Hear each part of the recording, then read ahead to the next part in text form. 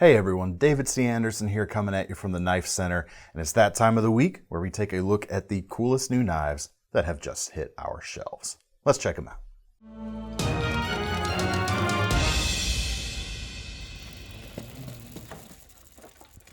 Alright, first up this week we've got a limited edition knife from SOG, a 35-year celebration of the company. This is the Vision XR LTE. This particular version, fair bit more expensive than the standard version. Hold on to your shorts. We're coming in just under $400 for this. But you do get more than just the knife, which we'll get to in just a second. But as to the knife itself, we've got an XHP blade here, about 3.4 inches, just under that, with a pretty interesting tiger stripe, I guess you'd call it tiger stripe finish, kind of engraved into the black coating. So you get a little bit of that texture when you run your fingers along it, but it's probably not going to get in the way too much in terms of slicing efficiency if you're using this knife. It's not so high up that it feels like it would really grab things. As to the blade shape, you can see we've got that Tanto profile here, but it's one of those kind of in-between Tantos that I tend to like, given that I'm not a kind of a huge fan, just me personally, of some of the real aggressive Americanized Tantos out there. Because of the belly there on the leading edge and the kind of gentle angle of it, it's a bit more kind of intuitive day to day for most folks who might just be used to a drop point or a clip point blade. The handles here are titanium, which I don't think we've seen on any SOG out there so far. Could be wrong about that. I don't think I am, but that's besides the point. But the handles feel really good. They've got a real fine milled line texture going on. Not grabby, but you can just feel that those raised ridges there. It's really nice. The same kind of thing you're seeing on some of their new SOGTAC autos that are coming out very soon. Inside here, the liners are actually carbon fiber, which is why this is the designated as one of the LTE versions of the knife. And you can see a little bit of that shimmer from the carbon fiber weave as you move it around. You look inside, and it's going to be a little bit lighter than something like steel would be as well. Pocket clip is folded over, but it is not deep carry. Owing to kind of the tactical roots of this knife, they want to make sure there's enough sticking up out of the pocket that it's very easy to grab, even if you have larger hands or if you're wearing gloves, that sort of thing. And then you've got the XR lock with 3 different opening options, essentially. You've got the flipper tab, which works well. You've got centrifugal force, and you've got the thumb studs, of course, too. As for the rest of the package, it's actually over here on the other side. Comes in a small flight case, essentially. There's a little plastic over the metal plaque here on the front. Haven't peeled that back yet because, don't want to do that, of course. Now, I say this is a flight case because on the front here, you actually do have a small valve, which you could tighten down or open it up, depending on how you'd like it. And on the inside, place for the knife and pretty finely textured challenge coin as well. We'll let Thomas get some good B-roll of that outside of the case, but really nice package overall. All right, next up we've got the Yojumbo Blackout from Spyderco. Initially came in just about a month ago, I want to say, at least when we're filming this, but we've gotten a restock of it, so we've got more now. Basically the Yojumbo, just bigger, obviously. Blade here is about 4 inches long, S30V blade steel. Price, by the way, comes in about $200 for this bad boy right here. Now, in keeping with the self-defense and tactical applications of this knife as well, the Blackout version here has essentially almost all of the reflective surfaces have been minimized. You do have a kind of a gray coating on the blade. It's slightly see-through, and you do get a little bit of reflection on the edge itself, of course, and the logo and lettering on each side. Just a little bit. When it's closed up, however, still just a little bit, but you don't have the edge showing, of course. That'd be a bad thing if the edge was showing in the closed position. Moving back on to the handle, that all black theme is carried through. You've got fairly aggressive texturing on the G10 there, not quite as aggressive as maybe some of the Emerson stuff out there, but kind of along those same lines. Traction here is paramount. And then all the hardware, the pocket clip, the screws, the compression lock bar, everything is also blackened again to kind of remove those reflections. As far as the feel in the hand, it's definitely a bigger Yojumbo. Allows you to get more grip on this than before, and because of the orientation of this Wharncliffe style blade that brings the tip down along that perfectly straight edge, it's going to be one of those blades that kind of points fairly naturally when you go to extend it forward with the tip there. As far as the action, as you can see, it drops shut very easily, and you've got an equally easy time opening the blade. You can even do, of course, the Spidey flick, which I'm getting a little bit better at as time goes on. Works very easily here. Ambidextrous opening with the thumb hole, ambidextrous pocket clip, 4-position pocket clip actually.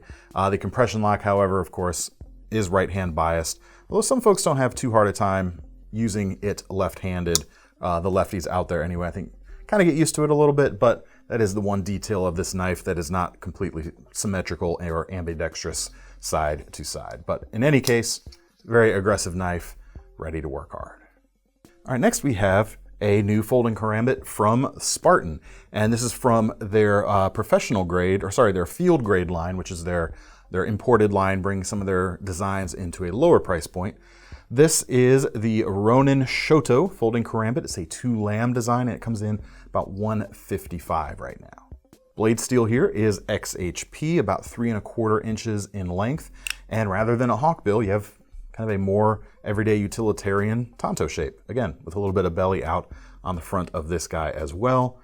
High flat grind. It's going to slice pretty okay. We're not super thick there, so that grind is going to work pretty well for daily tasks, but it's going to be thick enough to withstand some martial use if needed.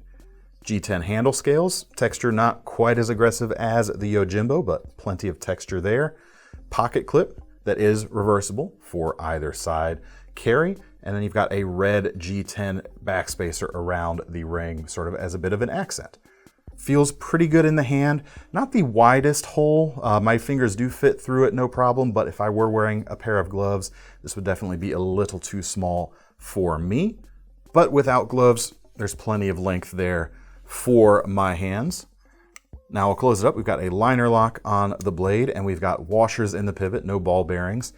Interestingly, you'll see here when it's closed up that there's only one opening mechanism, and that is essentially the Emerson wave here on the end.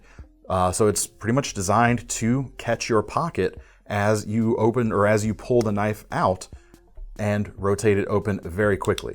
Can be opened with with one hand. You just have to pinch the blade out and you kind of rotate using that hook with your thumb. It works pretty well. Just interesting that they kind of left that one little thing off. Does clean the blade profile up a little bit, and it doesn't really take away too much utility. One of the things I like about this tanto blade shape here is as you go to fold it up, the edge itself folds in very nicely right there towards the back of the ring. If this were a hawkbill shape, this size handle wouldn't be able to fit quite as much blade in as they do with this particular design.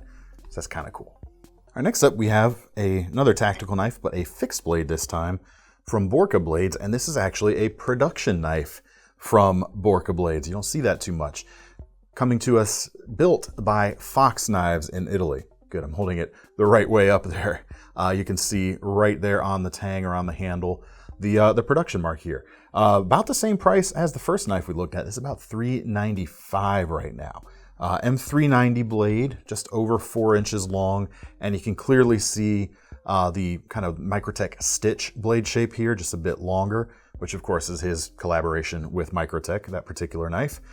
Very aggressive kind of spear point shape here with a lot of belly throughout the whole edge, but a very acute tip. So it's got a good cross section of uses. You're gonna be able to pull some longer slices if you need to, but that tip itself is gonna be very aggressive, both on draw cuts as well as during piercing needs too. Handles are G10. They actually look, we were kind of having a little bit of a debate about this. They look almost like linen micarta. You can see it's kind of a black and gray or black and white look, depending on how you want to classify it, but the gray/white layers have a little bit of a weave to them that looks a little more like linen micarta, but it's polished up to a little bit of a higher texture or a little bit of a higher polish, and they've done that without losing the milled ridges on the side here, which is a little bit less micarta-like. But we talked to Sebastian over there at Borka, and he did confirm these are G10. They are quite comfortable. They do tend to guide your hand into one particular grip that is kind of pointing the blade down. Another naturally forward pointing blade right here. And it's going to work really well there. Pretty decent in a reverse grip as well if you wanted to use it like that. One of the things that the Fox construction gets us, which I really appreciate, is one of those oh-so Italian touches. We've got a crowned spine all the way around, all the way up into the finger guard as well, which is going to make that finger guard especially very comfortable if you are using this during some of those piercing needs. I think this would make a really good everyday utility or maybe a heavier utility job knife because you have that grip, you've got a good angle to the blade that is definitely ready to push through some cuts. Maybe at this point I should actually mention the name of the knife. What do you think? I probably have a title already. It's the SB1, if you were waiting for that. Sheath is over here, just as nicely made as the knife itself. We've got Kydex, clicks in quite well, and then you've got a TechLock included, or is this actually a brand name TechLock? No, it's a dots attachment, which follows the same hole pattern and philosophy as the TechLock. So you can carry it horizontally, vertically, or inverted, however you like. It's going to be very easy to do with that particular attachment. All right, next up, this is actually a pretty big week for slip joints. Got a few good ones here. First one, the PMP Harmony. More premium knife, comes in about 190 bucks. We've got a just under 3-inch blade of M390 and a titanium handle. This is the flamed titanium version, of course. A couple different versions of titanium are available, all of them coming in at that same price. Blade itself, very useful drop point, full flat grind, very, very thin edge here and quite sharp as well. Going to be a very, very nice cutter for sure. I think I mentioned the blade steel, but if I didn't, it's M390. So in addition to that very thin edge, you're going to have a very long lasting edge. And when it's that thin, it's going to feel, even longer lasting, because even as it starts to get dull, the edge itself, being such a narrow cross section, is still going to be able to cut. Handles here also, like our first knife, have some really finely milled diagonal lines going on. The flame titanium finish looks fantastic. And then there on the back, you have a wire deep carry pocket clip, which is reversible as well, making this a completely ambidextrous knife. Walk and talk on these guys, quite good. I mean, you can see just there on the half stop, even before I've closed it, nice bit of spring action going on, and it closes, has that great sound when it snaps shut. The opening action, not difficult, but it still feels just as snappy. The feel in the hand is nice. I mean, there's just a hint of curvature to the surface of these titanium handles. For a non-locking knife that you can take just about anywhere due to the size and the non-locking nature, really cool option. Now, I can pretty much say those exact same things about this knife, the Real Steel Stella, a new premium version of it, which comes in at about $166 right now. Blade length here is just under 3 inches. We've got S35 VN in this case, and a nice stone-washed finish, which I always like because it tends to hide scratches from heavier use. Walk and talk, also good. Their version of a half stop usually comes along the 1/3 mark.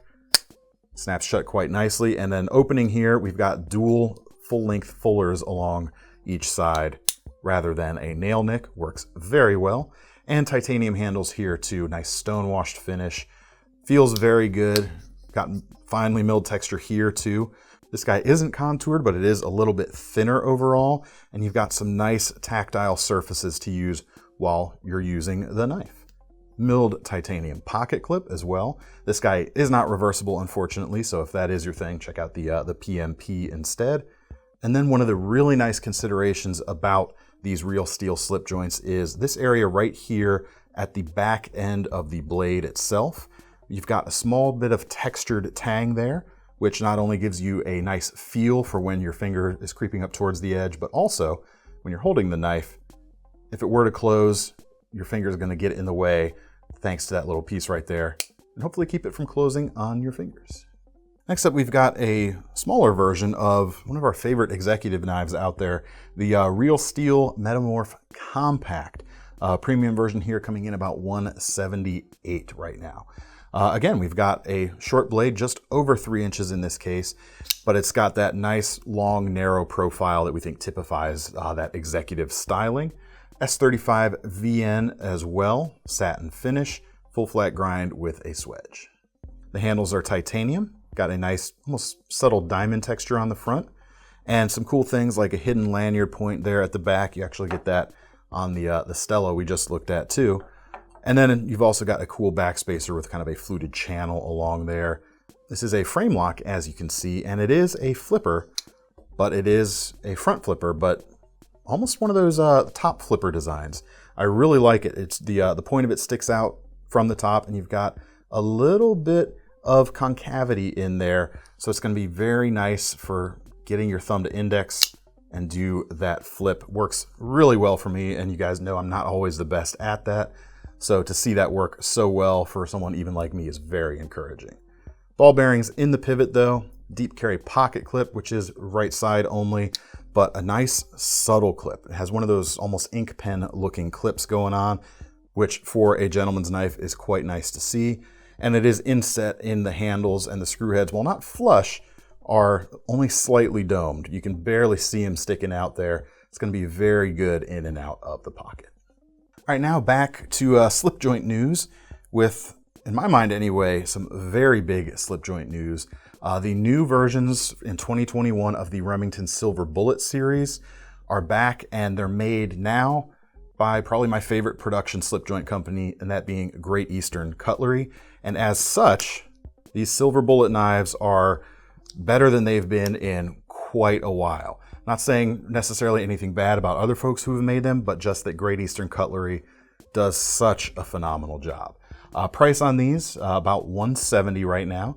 You've got $10.95 carbon steel on this 2-blade Trapper version, which gives you, of course, the standard drop point blade as well as the spay blade in about the same length. That length, of course, being just over 3 inches on this particular Trapper pattern, which is borrowed from Great Eastern Cutlery's catalog, which I believe it's the number 73 pattern. Nice jigged bone on the handles. This is the Autumn Peach Seed jigged bone pattern with, of course, the Silver Bullet shield inlay on the front. Both when open and closed, everything is nice and flush, almost seamless, in fact. And the walk and talk on these guys, just oh so satisfying. Now in non-slip joint news, we have a case knife, which normally it would be slip joint news. But we've got some new versions or some new additions to their 25th anniversary pocket worn series. This, of course, being the full-size CopperLock, coming in about $83. Really cool blend of like classic slip joint influences along with, you know, lockback folding hunter influences that come together quite well on this pattern. Handles here are an olive green jigged bone, fairly slim, so it's going to be easy to pocket. And you get the added capability of the locking blade, which gives you a little more peace of mind for some folks who might be worried about the non-locking slip joints. Opens real easily. We've got a single long pull on one side. Just a super, super classy profile. So speaking of very pocketable things, some new Higonokami knives. We have the Bonsai Hikari and the Bonsai Hoseki here. See if I can actually hold them without my fingers getting in the way of the camera there. It's almost like they're slightly larger than average fingers. Might in fact be exactly that. These are, of course, friction folders in the Higonokami style, but significantly smaller than I am used to seeing, I gotta say. These blades are about 1.5 inches long each, give or take. Pricing starts around, I think, $25 and goes up from there, depending on which version you get. And there are several different handle versions for these knives right now, not just the brass and the shredded carbon fiber that you have right here. Kind of difficult to use for my slightly larger than average hands, I have to admit, at least in terms of traditional Higo style opening with the stud or the tab sticking back from the tang there. Bit of a two-hand opener for me, but smaller handed folks out there might have too much of a problem. 7CR stainless on this particular knife. The Damascus blades, I think, are really well done. I'm not sure what metals they use to comprise their Damascus, but they've actually got a center core. This is not just Damascus. This is a Sanmei style or a triple laminated blade, and the center core is really nicely centered. They got it right along the edge. You can see how well they did that right there on the sharpened edge itself. Looks really cool. The brass in my mind has always been like the classic Higo, but that might be because I think my brother has a brass Higo. A fuller size one, of course, but just really cool. For those of you looking for a keychain knife, maybe check those guys out. They're just fun. They put a smile on your face.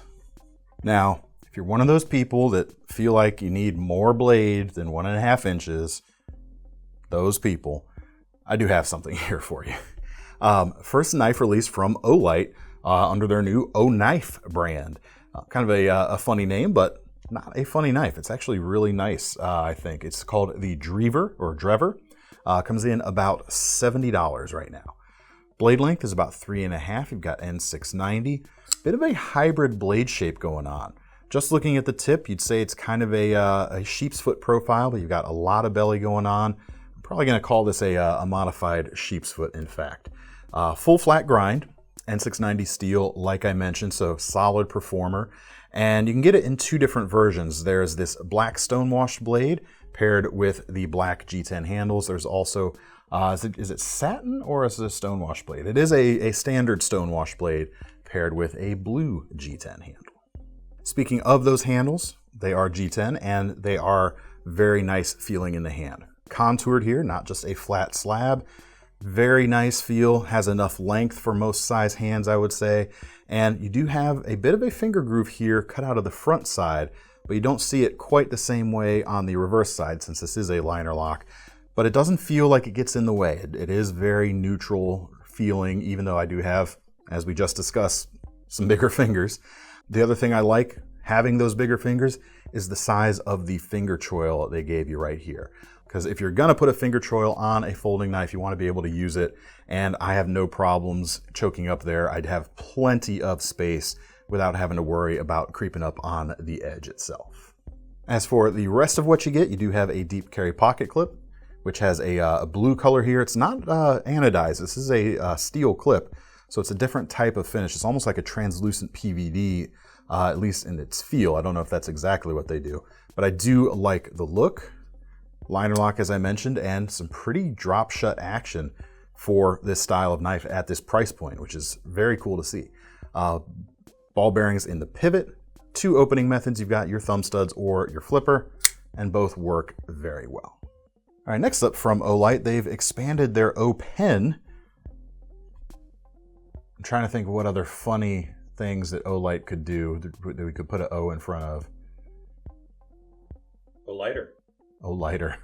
Oh, the fire starters could be the Olighter. It's actually really good. We should tell them that. This is the O'Pen Pro. It's a little bit more expensive than the standard O'Pen. We're at about $75, but the body of this itself is nice and durable. We've got blue and black at this point in time. Bolt action for the pen itself, so no worry about it accidentally clicking open in your pocket if you have it clipped. And of course, fun to fidget around with as well. And in addition to a LED light, which the standard Olight or standard O'Pen has, we also have a green laser pointer, and that's built into the back cap, essentially, or the back end of the knife. Back end of the pen, O'Pen, not the O-knife. But one of the things different from the standard O'Pen is to use the light or the laser, you actually do have to unscrew the body of the pen itself. And you can see there's a small button here alongside a USB-C charging point, and that allows you to keep this device charged up. And that little button here, if you are, through various series of clicks, you can access the LED light. 4 different brightness levels ranging from 5 lumens up to about 120. And then if you long press that button, it will activate the green laser pointer there at the end. So really good presentation tool if you need that sort of thing. Also something that could drive your cats crazy or just mess around with your coworkers here at the office. I definitely have not done any of that, but I can just say, let's just say that these work very well. All right, guys, I'm back because we discovered after filming this O'Pen Pro that I'm a bit thick-headed, and you don't actually have to take this pen apart to utilize the LED or laser functions. The bolt action actually does more than just work the pen tip. You can also push it up, and it basically pushes a little plunger that hits the button on the inside. So when I push up, the light comes on. Push and hold for the laser, or sorry, no, while it's on, you can push and hold for the different brightness levels, and when it's off, you can push and hold for the laser. So for all of you who knew this already and were shouting at your computer screens or phones while I talked about this pen, I do apologize, but now we know. I mean, I missed it too, but then again, I listened to you. Well, you didn't open the box and discard or move aside the instructions booklet either, so. RTFM, guys. So I think these Olight products, Oknife products, definitely ride along that line of just kind of stylish but very useful EDC items. And in keeping with the kind of stylish side of things right now, new Kansept. This is the Genesis. Comes in, starts at 200 up to about 250 depending on which version you get. There's some cool Damascus inlay versions that right at the top end of that price point. But this is one of the Jelly Jerry designs, who is an Instagram knife designer. Blade length here, 3.5 S35 VN. As for the blade itself, 3.5 inches S35 VN with a high flat grind, and a bit of a tricky one to classify. Our website actually says Wharncliffe, but I think it's a little bit more of a modified sheep's foot, even though it's not a kind of rounded hump here at the back. It just doesn't feel acute enough to me to be a Wharncliffe, but that's just me. What?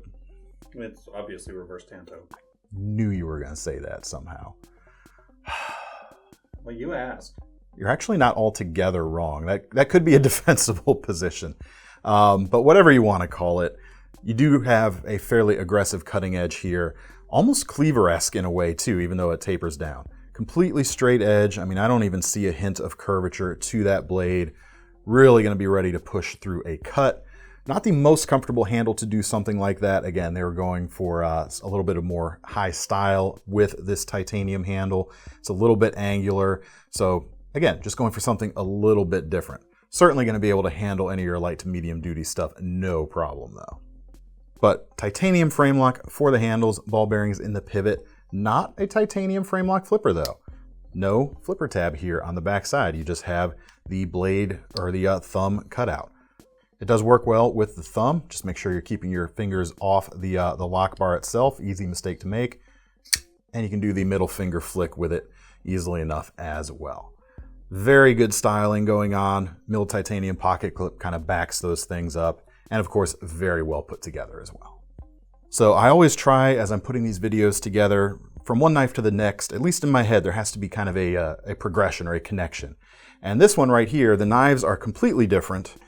But this transition makes sense in my head because you have Kansept, now we have the Kansbol from Morakniv, or Morakniv. Got to be precise.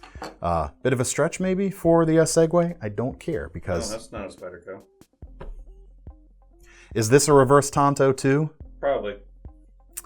Can't take you anywhere. Anyway. That's why they locked me in the closet. I thought that's where Seth lived. It's very cramped in there. Oh my goodness.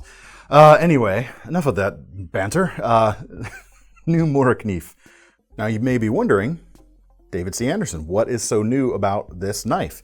And in terms of the knife itself, nothing actually. This is the Kansbol we all know and love, but I have it here on the table because there's new versions of both the Kansbol and the Garberg that now come with an enhanced sheath, or actually a little add-on for the standard sheath. You can get it either with the knives, or you can buy this separately and upgrade your old sheaths. It is a small, we'll say 2-tool survival kit essentially. Diamond sharpener here on one side, nice flat plane going on, bit of a medium texture there. It's not a super fine grit, more of a field serviceable grit, I would think. I don't know what the exact grit level on it is. I'm just basing that by feel, of course.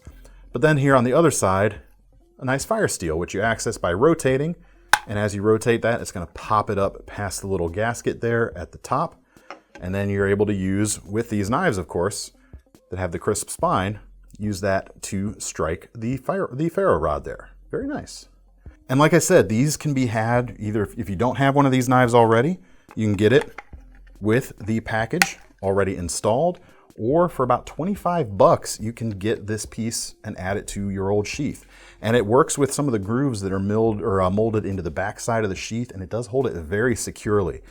You know, if I wanted to, I'm sure I could pry this thing off of here, but I cannot pull this off the sheath. It is held on there quite securely, and it's not like you're going to be taking this on and off repeatedly, which might wear down some little plastic retention nubs or anything like that. I am pretty darn confident that is going to stay exactly where you want it to stay. All right, thank you for sticking around for this week's episode of our new knives. And let me know what your favorites were down in the comments. I'd love to know. If you want to get your hands on any of these guys, we will leave links in the description to take you over to KnifeCenter.com. And make sure you sign up for our Knife Rewards program. So when you put your money down on one of these knives, you'll earn some free money to spend on your next one. I'm David C. Anderson from the Knife Center, signing off. Reverse Tonto out.